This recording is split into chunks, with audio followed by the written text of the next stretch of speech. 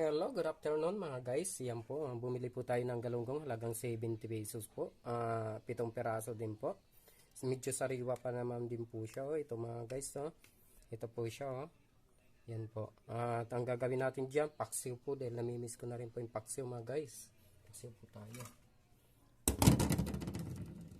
Pang dalawang ulaman na rin namin to mga guys. Ito po ang ating mga sangkap po mga guys. Tapos, ginisamit po mga guys. Yan po, ito po yung aming laging gamit po. Yan po, kalahati lang po ang laman nun mga guys. Ginisamit po. So, ngayon, magagayat po tayo ng sibuyas. At syempre, gasan po muna natin ang ating kutsilyo. At yung ating tabla mga guys, malinis naman nga isang kalan. Doon na po natin hugasan. Kulang tayo ng ricado mga guys.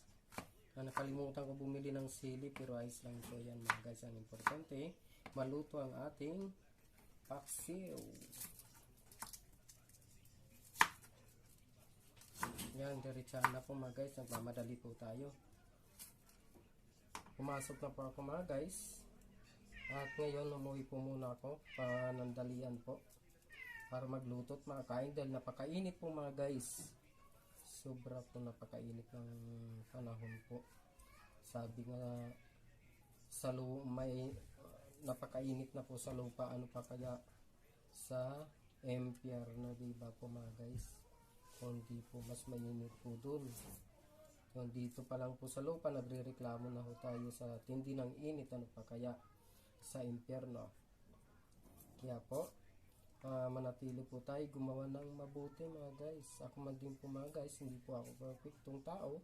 Subalit sinisikap ko din po maging mabuti para sa paninang iba mga guys. Yun po, hindi naman po sa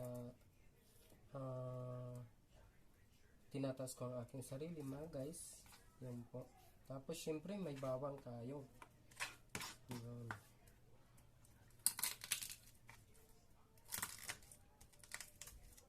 Kahapon po mga guys, nagalubo po tayo ng manok. Yan po, nagalubo tayo ng manok kahapon.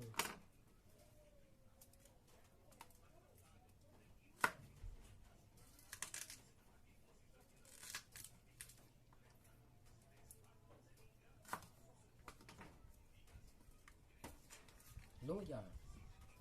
Yan po mga guys.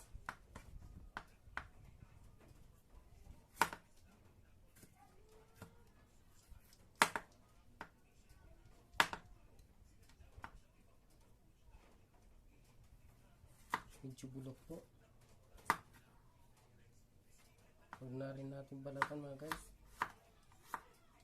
Dahil magmamadali nga po tayo. Importante, may luya ang ating paksiw.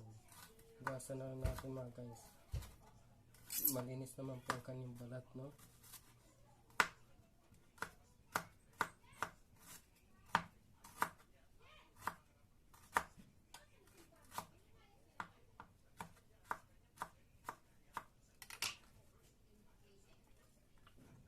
Grabe mga guys, ang dami sibuyas.